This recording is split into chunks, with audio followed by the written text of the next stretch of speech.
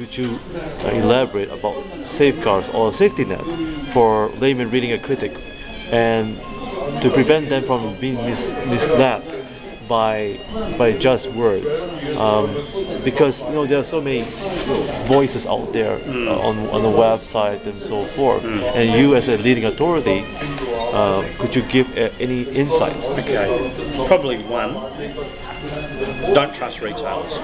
Never trust retailers giving scores. They are selling a product. So at the level of independence, don't trust retailers, don't trust producers when scoring their own product that they've made or selling. That's crazy. It's like asking a Mercedes-Benz dealer to give a score out of 100 to an E-Class 350. It's not going to be low. So don't do that. Secondly, shop around amongst your wine critics. Treat consumers are consumers. Wine consumers, they can shop amongst wine writers the way they shop amongst wine. So I would say to buyers, find a critic whose palate tends to marry most closely with yours. I mean, there are some people in Australia who say, "Great, Jeremy, every time you really review a wine highly, I know never to buy it. And if you really slam a wine, there's a good chance I might like it." I go, "Okay, fine, but at least they're using me." But for instance, I guess my scores and Robert Parker's tend to be fairly at opposite ends of the spectrum. We don't cross over a lot.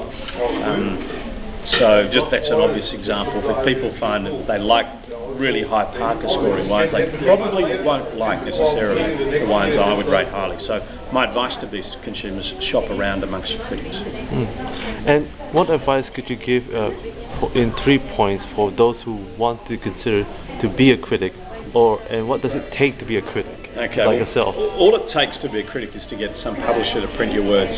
All of a sudden you're a wine critic. There's no process, there's no exam. Wine critics come from all sorts of backgrounds. Mine happens to be a professional background, but I'm rare in Australia at least for that.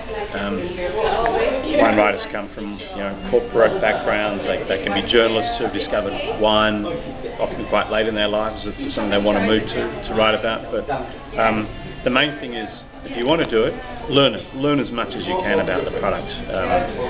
It really helps. Winemakers generally have learnt a lot. If you want to be able to talk to them on the level, it does mean that you require a level of knowledge.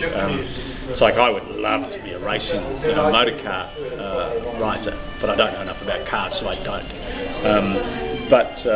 The other thing is, if you want to become a wine writer, this is back to what you were talking about early, Robin, that is, get a thick skin. Because you are never going to please everybody all the time. Get a thick skin.